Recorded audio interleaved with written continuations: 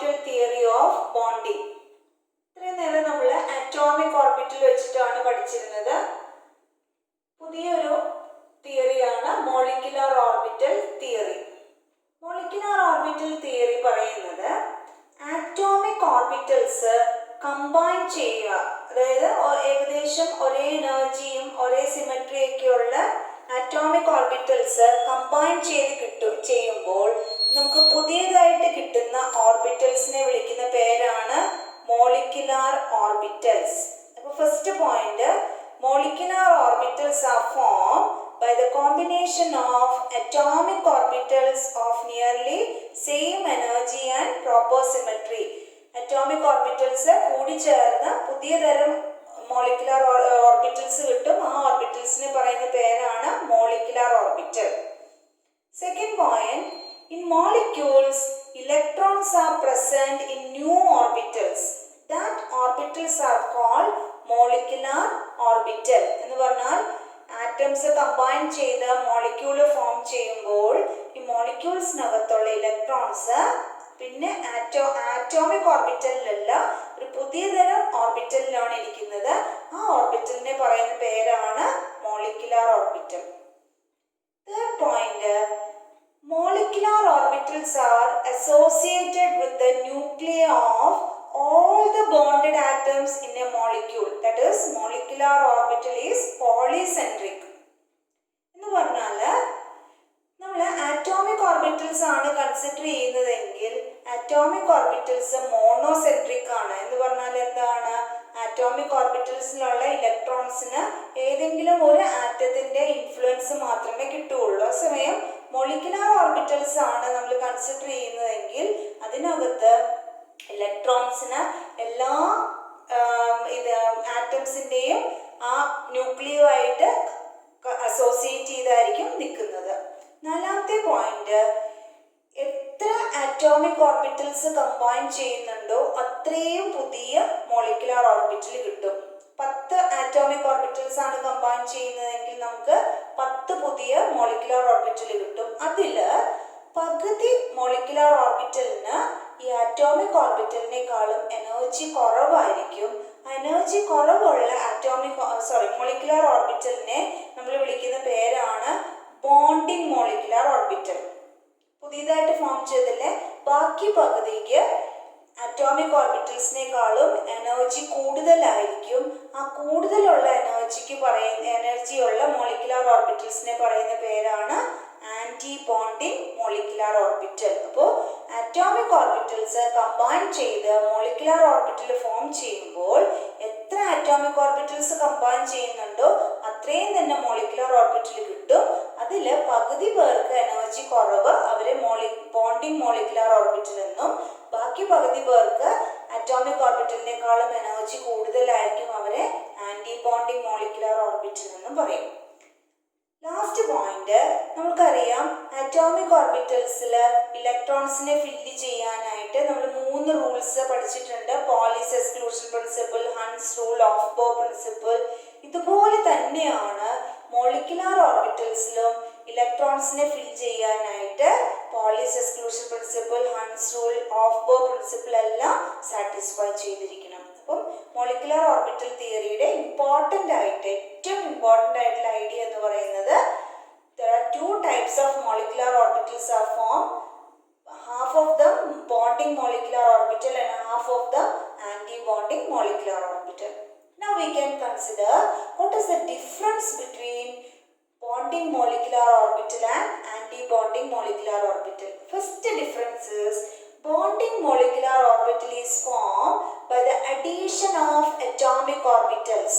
എന്ന് പറഞ്ഞാൽ 2 atomic orbitals തമ്മിൽ ആഡ് ചെയ്യുക, കൂടി ചേർന്ന് കഴിയുമ്പോൾ അങ്ങനെ ഉണ്ടാവുന്ന മോളിക്കുലാർ ഓർബിറ്റൽസിനെ പറയുന്നതാണ് ബോണ്ടിങ് മോളിക്കുലാർ ഓർബിറ്റൽ. അപ്പൊ കൂടി ചേരുന്നതായതുകൊണ്ട് അവരുടെ ഇലക്ട്രോൺസ് എന്ന് പറയുന്നത് എങ്ങനെയായിരിക്കും? ആ 2 ആറ്റംസിന്റെയും ന്യൂക്ലിയൈ അതിന്റെ സെന്ററിലായിരിക്കും ഇലക്ട്രോൺ ഡെൻസിറ്റി കൂടുതൽ. അതേസമയം ആന്റിബോണ്ടിങ് മോളിക്കുലാർ ഓർബിറ്റൽ എന്ന് പറയുന്നത് form by the subtraction of atomic orbitals. എന്ന് പറഞ്ഞാൽ അവരുടെ ഇലക്ട്രോൺ ഡെൻസിറ്റി ഇൻ ബിറ്റ്വീൻ ന്യൂക്ലിയയുടെ നടുവിൽ ഇലക്ട്രോൺ ഡെൻസിറ്റി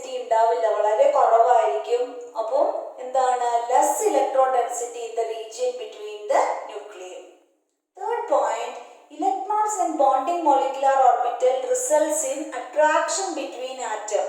അപ്പോൾ അങ്ങനെ അട്രാക്ഷൻ ഉള്ളത് കൊണ്ട് അവരുടെ എനർജി എന്ന് പറയുന്നത് നമ്മൾ കൺസിഡർ ചെയ്തിരിക്കുന്ന ആറ്റോമിക് ഓർബിറ്റൽസിനേക്കാളും എനർജി കുറവായിരിക്കും. എനർജി കുറവായതുകൊണ്ട് അവരുടെ സ്റ്റെബിലിറ്റി കൂടുതലായിരിക്കും. ആന്റിബോണ്ടി മോളിക്കുലാർ ഓർബിറ്റൽസിൽ ഇലക്ട്രോൺസിന്റെ ഇടയിൽ റിപ്പൽഷൻ ഉള്ളത് കൊണ്ട്, ആ റിപ്പൽഷൻ ബിറ്റ്വീൻ ആറ്റംസ് ആയതുകൊണ്ട് അവരുടെ എനർജി കൂടുതലായിരിക്കും ഈ ആറ്റോമിക് ഓർബിറ്റൽസിനേക്കാളും. അപ്പോൾ എനർജി കൂടുതലായതുകൊണ്ട് ആറ്റോമിക് ഓർബിറ്റൽസ് വെച്ച് കമ്പയർ ചെയ്യുമ്പോൾ അവരുടെ സ്റ്റെബിലിറ്റി കുറവായിരിക്കും. അപ്പോൾ രണ്ട് തരം മോളിക്കുലാർ ഓർബിറ്റലിൽ ബോണ്ടിങ് മോളിക്കുലാർ ഓർബിറ്റലാണ് ആന്റിബോണ്ടിങ് മോളിക്കുലാർ ഓർബിറ്റലിനേക്കാളും എനർജി കുറവും സ്റ്റെബിലിറ്റി കൂടുതലും. നമ്മൾ മോളിക്കുലാർ ഓർബിറ്റൽ തിയറിയിൽ പഠിച്ചു, ആറ്റോമിക് ഓർബിറ്റൽസ് കമ്പൈൻ ചെയ്ത് കഴിയുമ്പോഴാണ് പുതിയ തരം മോളിക്കുലാർ ഓർബിറ്റൽസ് കിട്ടുന്നത്. അതിൽ പകുതി ബോണ്ടിങ്ങും ബാക്കി പകുതി ആന്റി ബോണ്ടിങ്ങും ആയിരിക്കും. നമുക്ക് നോക്കാം. അതിൻ്റെ 3 റൂൾസ് ഒബേ ചെയ്താണ് ഫില്ലിംഗ് നടക്കുന്നത്. അതെല്ലാം നമ്മൾ കണ്ടതാണ്. അപ്പം നമുക്കറിയാം, ഒരു ഇലക്ട്രോണിക് കോൺഫിഗറേഷൻ എഴുതുമ്പോൾ ഏറ്റവും ആദ്യം ഇലക്ട്രോൺ ആഡ് ചെയ്യുന്നത് 1sലേക്കായിരിക്കും, പിന്നെ 2sലേക്കായിരിക്കും, പിന്നെ 2px 2py 2pz, അതായത് p ഓർബിറ്റൽസിലേക്കായിരിക്കും ആഡ് ചെയ്യുന്നത്. അപ്പോൾ മോളിക്കുലാർ ഓർബിറ്റൽ തിയറിയിൽ നമ്മൾ പഠിച്ചു, സെയിം എനർജി, നിയർലി സെയിം എനർജിയും സിമെട്രി ഉള്ളവർ തമ്മിലാണ് കോമ്പിനേഷൻ നടക്കുന്നത്. അപ്പോൾ 1sനും തമ്മിൽ കമ്പൈൻ ചെയ്യാൻ പറ്റുള്ളൂ, കാരണം അവരുടെ എനർജിയും സിമെട്രിയാണ് സെയിം ആയിട്ട് വരുന്നത്. അതുപോലെ 2sനും കൂടെ കമ്പൈൻ ചെയ്യാൻ പറ്റുള്ളൂ, 2pxനും കൂടെ കമ്പൈൻ ചെയ്യാൻ പറ്റുള്ളൂ. അപ്പോൾ ഒരേ എനർജിയും സിമെട്രി ഉള്ളവരും തമ്മിൽ കോമ്പിനേഷൻ നടക്കുകയുള്ളൂ. അതിൽ ഏറ്റവും ആദ്യം ഇലക്ട്രോൺ ആഡ് ചെയ്യുന്നത് എങ്ങോട്ടാ? 1sലേക്കല്ലേ. അപ്പോൾ രണ്ട് അറ്റോമിക് ഓർബിറ്റൽസ് കമ്പൈൻ ചെയ്താൽ, ഏറ്റവും മിനിമം 2 പേര് കമ്പൈൻ ചെയ്താൽ പുതിയതായിട്ട് നമുക്ക് 2 ഓർബിറ്റൽ കിട്ടും. അതിൽ ഒരെണ്ണം ബോണ്ടിങ്ങും ഒരെണ്ണം ആന്റി ബോണ്ടിങ്ങും ആയിരിക്കും. അപ്പൊ ഏറ്റവും ആദ്യമായിട്ട് ഇലക്ട്രോൺ ആഡ് ചെയ്യുന്നത് 1sലേക്കല്ലേ. അപ്പൊ നമ്മൾ എന്ത് ചെയ്തു? 2 1s എടുത്തു. 2 1s എടുത്താൽ എത്ര എണ്ണം? 2 എണ്ണം ഉണ്ട്. അപ്പം അതിൽ പകുതി എന്ന് പറഞ്ഞാൽ ഒരെണ്ണം ബോണ്ടിങ്ങും ഒരെണ്ണം ആന്റി ബോണ്ടിങ്ങും ആയിരിക്കും. അപ്പൊ ബോണ്ടിങ് ഓർബിറ്റലിനെയും ആന്റി ബോണ്ടിങ് ഓർബിറ്റലിനെയും തിരിച്ചറിയാനായിട്ട്, ബോണ്ടിങ് ആണെങ്കിൽ നമ്മൾ സ്റ്റാർ ഇടില്ല, ആന്റി ബോണ്ടിങ് ആണെങ്കിൽ അത് റെപ്രസെന്റ് ചെയ്യാൻ സ്റ്റാർ ഇടും. പിന്നെ നമ്മൾ പഠിച്ചിട്ടുണ്ട്, 2 ആറ്റംസ് തമ്മിൽ കമ്പൈൻ ചെയ്യുമ്പോൾ ആദ്യമായിട്ട് ഫോം ചെയ്യുന്ന ബോണ്ട് സിഗ്മ ബോണ്ട് ആയിരിക്കും. അപ്പോൾ 2 1s കമ്പൈൻ ചെയ്യുമ്പോൾ അവരുടെ ഇടയിൽ ഫോം ചെയ്യുന്ന ആദ്യത്തെ ബോണ്ടാണ്. അപ്പൊ അത് സിഗ്മ ആയിരിക്കും. അപ്പം സിഗ്മ 1s എന്ന് എഴുതിയാൽ അതിന്റെ അർത്ഥം എന്താണ്?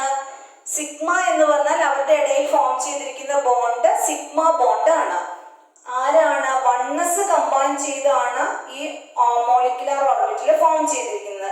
അതിന്റെ മുകളിൽ സ്റ്റാർ ഇല്ലാത്തത് കൊണ്ട് അത് ബോണ്ടിങ് ആയിരിക്കും. അപ്പൊ സിഗ്മ 1s എന്ന് പറയുന്നത് ബോണ്ടിങ് മോളിക്കുലാർ ഓർബിറ്റലിനെയാണ് റെപ്രസെന്റ് ചെയ്യുന്നത്. നമുക്കറിയാം, ഒരു ബോണ്ടിങ് ഫോം ചെയ്താൽ അപ്പോൾ തന്നെ അതിന്റെ കൂടെ ഒരു ആന്റി ബോണ്ടിങ് ആയിരിക്കും. അപ്പൊ ആന്റി ബോണ്ടിങ് റെപ്രസെന്റ് ചെയ്യാനായിട്ട് എന്ത് ചെയ്യണം? സിഗ്മയുടെ മുകളിൽ ഒരു സ്റ്റാർ ഇടണം. അപ്പൊ 2 1s കമ്പൈൻ ചെയ്തത് കൊണ്ട് അത് സിഗ്മ സ്റ്റാർ 1s എന്നാണ് എഴുതുന്നത്. ഇത് സിഗ്മ ബോണ്ട് ആണ്, ആന്റി ബോണ്ടിങ് ആണ്, 1s ഓർബിറ്റിലാണ് കമ്പൈൻ ചെയ്തിരിക്കുന്നത്. ഇനി നമുക്കറിയാം, 1s കഴിഞ്ഞാൽ പിന്നെ ഇലക്ട്രോൺ പോകുന്ന 2sലേക്കാണ്. അപ്പോൾ ആറ്റോമിക് ഓർബിറ്റൽസ് കമ്പൈൻ ചെയ്യണമെങ്കിൽ 2 2s ആണ് എടുക്കേണ്ടത്. 2 പേരെടുത്താൽ ആകെ നമ്മുടെ കയ്യിൽ 2 ആറ്റോമിക് ഓർബിറ്റൽസേ ഉള്ളൂ. അതിൽ ഒരെണ്ണം ബോണ്ടിങ് ആയിരിക്കും, ഒരെണ്ണം ആന്റി ബോണ്ടിങ് ആയിരിക്കും. ഇവരുടെ ഇടയിൽ ഫോം ചെയ്യുന്ന ആദ്യത്തെ ബോണ്ട് ആയതുകൊണ്ട് അത് സിഗ്മ ബോണ്ട് ആയിരിക്കും. അപ്പം ബോണ്ടിങ് ആണെങ്കിൽ സിഗ്മ 2s എന്ന് എഴുതും, ആന്റി ബോണ്ടിങ് ആണെങ്കിൽ സിഗ്മ സ്റ്റാർ 2s എന്ന് എഴുതും. ഇനി നമുക്ക് നോക്കാം, പി ഓർബിറ്റൽ എടുക്കാം. പി ഓർബിറ്റിൽ 3 എണ്ണം ഉണ്ട്. 3 പി ഓർബിറ്റൽസിനും എങ്ങനെയാണ്? എനർജി സെയിം ആണ്. അപ്പോൾ ഈ പി ഓർബിറ്റൽസിൽ ആദ്യമായിട്ട് ഫോം ചെയ്യുന്ന ബോണ്ട് സിഗ്മ ബോണ്ട് ആയിരിക്കും. അപ്പൊ ഞാൻ എന്ത് ചെയ്തു? pz ആദ്യമായിട്ട് കമ്പൈൻ ചെയ്യുകയാണെങ്കിൽ അവരുടെ ഇടയിൽ ഫോം ചെയ്ത ബോണ്ട് ഏതാ? സിഗ്മ ബോണ്ട് ആണ്. നമുക്കറിയാം, 2 pz കമ്പൈൻ ചെയ്താൽ 2 തരം പുതിയ മോളിക്കുലാർ ഓർബിറ്റൽസ് കിട്ടും. ഒരെണ്ണം ബോണ്ടിങ്ങും ഒരെണ്ണം ആന്റി ബോണ്ടിങ്. അപ്പൊ sigma 2pz sigma star 2pz. ഇനി ഏതാണ് പി എക്സും പി വൈയും ഉണ്ട്. നമുക്കറിയാം പി എക്സും പി എക്സും കൂടെ കമ്പൈൻ ചെയ്യുള്ളൂ, പി വൈയും കൂടെ കമ്പൈൻ ചെയ്യുള്ളൂ. അപ്പോൾ ഓൾറെഡി ഒരു സിഗ്മ ബോണ്ട് ഫോം ചെയ്തതുകൊണ്ട് ഇനി പിയുടെ ഇടയിൽ ഫോം ചെയ്യുന്ന ഓർബിറ്റൽ ബോണ്ടിങ് എല്ലാം എന്തായിരിക്കും? പൈ ബോണ്ട് ആയിരിക്കും. നമുക്കറിയാം പി എക്സിന്റെ ഇടയിലും ഫോം ചെയ്യുന്ന പൈ ബോണ്ട്, പി വൈയുടെ ഇടയിൽ ഫോം ചെയ്യുന്ന പൈ ബോണ്ട്. അപ്പൊ അവരുടെ എനർജി ഈക്വൽ ആയതുകൊണ്ട് പി എക്സിനും പി വൈക്കും ഒരേ എനർജി ആയിരിക്കും. P X is equal to P Y ആണ്. അപ്പൊ ഇവിടെ നോക്കിയേ 1 2 3 4 ആറ്റോമിക് ഓർബിറ്റൽസ് ആണ് കമ്പൈൻ ചെയ്യുന്നത്. അപ്പൊ പുതിയതായിട്ട് നമുക്ക് 4 മോളിക്കുലർ ഓർബിറ്റൽ കിട്ടും. അതിൽ 2 ബോണ്ടിങ്ങും 2 ആന്റി ബോണ്ടിങ്ങും ആയിരിക്കും. ഇപ്പൊ ഇവരുടെ ഇടയിൽ ഓൾറെഡി സിഗ്മ ബോണ്ട് ഫോം ചെയ്തുകൊണ്ട് പൈ ബോണ്ട് ആയിരിക്കും. പൈ എന്ന് എഴുതി. പി എക്സും പി എക്സും കൂടെയാണ് കമ്പൈൻ ചെയ്യുന്നതെങ്കിൽ പൈ 2px എന്ന് എഴുതി. നമുക്കറിയാം പി വൈയും കൂടെ അതുപോലെ തന്നെ ബോണ്ട് ഓവർലാപ്പിംഗ് നടക്കാം. അപ്പൊ പൈ 2py എന്ന് എഴുതി. ബോണ്ടിങ് ഫോം ചെയ്താൽ അപ്പൊ തന്നെ അവരുടെ കൂടെ എന്തുണ്ടാകും? ആന്റി ബോണ്ടിങ് ഉണ്ടാകും. അപ്പൊ എന്ത് വരും? പൈ 2px പോലെ തന്നെ പൈ സ്റ്റാർ 2px ഉണ്ടാവും. പൈ 2py പോലെ തന്നെ പൈ സ്റ്റാർ 2py ഉണ്ടാകും. ഇനി നമ്മൾ എനർജി കമ്പയർ ചെയ്യുമ്പോൾ ഈ സിഗ്മ ബോണ്ടും ഫോം ചെയ്തു, പൈ ബോണ്ടും ഫോം ചെയ്തു, അതുപോലെ തന്നെ ബോണ്ടിങ്ങും ഫോം ചെയ്തു, ആന്റി ബോണ്ടിങ്ങും ഫോം ചെയ്തു. ബോണ്ടിങ്ങിനേക്കാളും എനർജി കൂടുതലാണ് ആന്റി ബോണ്ടിങ്. അപ്പൊ ഇതില് ഇത്രയും ഓർബിറ്റൽസ് നമ്മൾ കൺസിഡർ ചെയ്താൽ അതിൽ ഏറ്റവും എനർജി കുറവ് സിഗ്മ 2pz ആയിരിക്കും. അതിനേക്കാൾ എനർജി കൂടുതലായിരിക്കും pi 2px equal to pi 2py. അതിനേക്കാൾ എനർജി കൂടുതലായിരിക്കും pi star 2px equal to pi star 2py. ഏറ്റവും എനർജി കൂടുതലായിരിക്കും സിഗ്മ സ്റ്റാർ 2pz. ഇനി നമ്മൾ ഇതിനെ വരയ്ക്കുവാണെങ്കിൽ, ഫോർ എക്സാമ്പിൾ 2s ആണ് എടുത്തിരിക്കുന്നതെങ്കിൽ നമുക്കറിയാം ഇത് ആറ്റോമിക് ഓർബിറ്റൽസ് ആണ്. ഇത് ഫസ്റ്റ് 2s, ഇത് സെക്കൻഡ് 2s. അതായത് ഇത് ഒരു എക്സാമ്പിൾ ആയിട്ട് ബെറിലിയം ആണ് എടുക്കുന്നതെങ്കിൽ ബെറിലിയത്തിന്റെ ആദ്യത്തെ ബെറിലിയം ആറ്റത്തിന്റെ ആറ്റോമിക് ഓർബിറ്റൽ 2s, ഇത് സെക്കൻഡ് ബെറിലിയം ആറ്റത്തിന്റെ ഇതാണെന്ന് വിചാരിക്കുക. അപ്പൊ 2 ആറ്റോമിക് ഓർബിറ്റൽസ് കമ്പൈൻ ചെയ്താൽ പുതിയതായിട്ട് 2 ഓർബിറ്റൽ കിട്ടും. അതിൽ ഒരാൾക്ക് എനർജി കുറവാണ്. എനർജി കുറവെന്ന് കാണിക്കാൻ ഈ അറ്റോമിക് ഓർബിറ്റൽസിനേക്കാൾ കുറച്ച് താഴെ വരച്ചു. ബോണ്ടിങ് ആന്റി ബോണ്ടിങ്ങിന് ആറ്റോമിക് ഓർബിറ്റൽസിനേക്കാളും എനർജി കൂടുതലാണെന്ന് കാണിക്കാൻ കുറച്ച് മുകളിലേക്ക് വരച്ചു. ഇനി നമുക്കറിയാം 2s ആണ് എടുക്കുന്നതെങ്കിൽ, അതായത് ആറ്റോമിക് ഓർബിറ്റല് 2s ആണ് എടുക്കുന്നതെങ്കിൽ ആ 2s കമ്പൈൻ ചെയ്യുന്ന ആദ്യമായിട്ട് ഫോം ചെയ്യുന്ന ബോണ്ടാണ്. അപ്പൊ അത് സിഗ്മ ബോണ്ട് ആയിരിക്കും. അതുകൊണ്ട് സിഗ്മ എന്ന് എഴുതി 2s. ആന്റി ബോണ്ടിങ് ആണെങ്കിൽ സിഗ്മ സ്റ്റാർ 2s. അതുപോലെ തന്നെ പി നമ്മൾക്ക് എടുക്കാം. ഇത് ഫസ്റ്റ് ആറ്റത്തിന്റെ P orbital px py pz, second ആറ്റത്തിന്റെ 3 ഓർബിറ്റൽ px py pz. എന്താണ് ആദ്യമായിട്ട് ഇവരുടെ ഇടയിൽ ഫോം ചെയ്യുന്ന ബോണ്ട് സിഗ്മ ബോണ്ട് ആണ്. അപ്പൊ ഈ ആറ്റത്തിന്റെ ഇവിടെ നോക്കുക 1 2 3 4 5 6 ടോട്ടൽ നമ്മുടെ കയ്യിൽ 6 ഓർബിറ്റൽസ് ആറ്റോമിക് ഓർബിറ്റൽസ് ഉണ്ട്. അപ്പൊ പുതിയതായിട്ട് നമുക്ക് 6 മോളിക്കുലർ ഓർബിറ്റൽ കിട്ടണം. അതിൽ ഹാഫ് 3 ഇങ്ങനെയായിരിക്കും ബോണ്ടിങ് ആയിരിക്കും, 3 ആന്റി ബോണ്ടിങ് ആയിരിക്കും. നോക്കിയേ 1 2 3 താഴെ വരച്ചിരിക്കുന്നതുകൊണ്ട് ഇവര് ബോണ്ടിങ് ആണ്. ആറ്റോമിക് ഓർബിറ്റൽസിനെക്കാളും മുകളിൽ വരച്ചിരിക്കുന്നതുകൊണ്ട് ഇത് ആന്റി ബോണ്ടിങ് ആണ്. 3 ഓർബിറ്റൽസ് ഇല്ലേ? അപ്പൊ 6 ഓർബിറ്റൽസ് ആണ് എടുക്കുന്നതെങ്കിൽ ടോട്ടൽ നമുക്ക് 6 കിട്ടും. അതിൽ 3 ഓഫ് ദം ബോണ്ടിങ് ആയിരിക്കും, 3 ഓഫ് ദം ആന്റി ബോണ്ടിങ് ആയിരിക്കും.